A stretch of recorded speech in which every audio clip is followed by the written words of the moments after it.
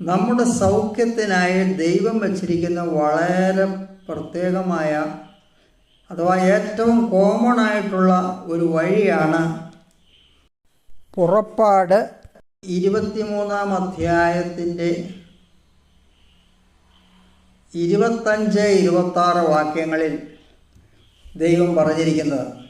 ദൈവത്തിന് സൗഖ്യമാക്കുവാൻ അത്ഭുതകരമായ വിധത്തിൽ സൂപ്പർ നാച്ചുറലായി സൗഖ്യമാക്കും. അങ്ങനെ ആവശ്യം വന്നാൽ അഥവാ അങ്ങനെ ആവശ്യമുള്ളിടത്തെല്ലാം അങ്ങനെ ദൈവം സൗഖ്യമാക്കും.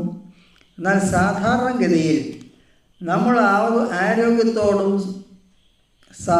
സമൃദ്ധിയായ ജീവനിലും ജീവിക്കേണ്ടതിന് ദൈവം വച്ചിരിക്കുന്ന ഒരു വഴിയാണ് ഇവിടെ കാണുന്നത്. ഇതും നാച്ചുറൽ മാത്രമല്ല, natural and super natural both രണ്ടും കൂടെ ചേർന്നാണ്.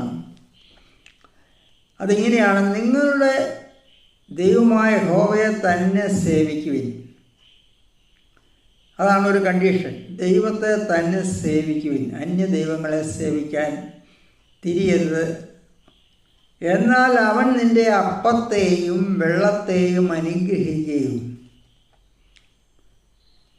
ഞാൻ രോഗങ്ങളെ നിന്റെ നടുവിൽ നിന്ന് അകറ്റിക്കളയും.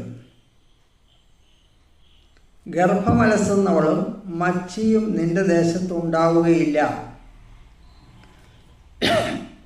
നിന്റെ ആയുഷ്കാലം ഞാൻ പൂർത്തിയാക്കും. കണ്ടോ, ദൈവത്തിൻ്റെ പദ്ധതി അനുഗ്രഹത്തിൻ്റെ പദ്ധതിയാണ്, നന്മയ്ക്കായിട്ടുള്ള പദ്ധതിയാണ്.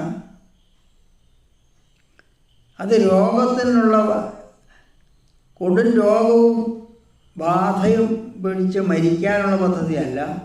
അത് സൗഖ്യവും ക്ഷേമവും ആരോഗ്യവും നൽകുന്ന പദ്ധതിയാണ്.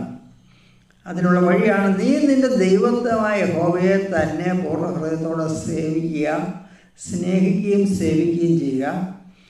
അപ്പോൾ നിൻ്റെ അപ്പത്തെയും വെള്ളത്തെയും ഞാൻ അനുഗ്രഹിക്കും.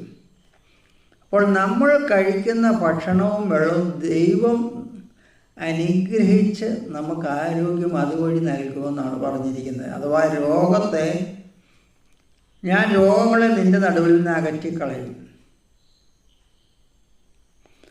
നമ്മുടെ രോഗങ്ങളെ മാറ്റുവാനും ആരോഗ്യം പ്രാപിക്കുവാനുമുള്ള ദൈവം വച്ചിരിക്കുന്ന വഴിയാണ് ശരിയായ ഭക്ഷണവും വെള്ളവും.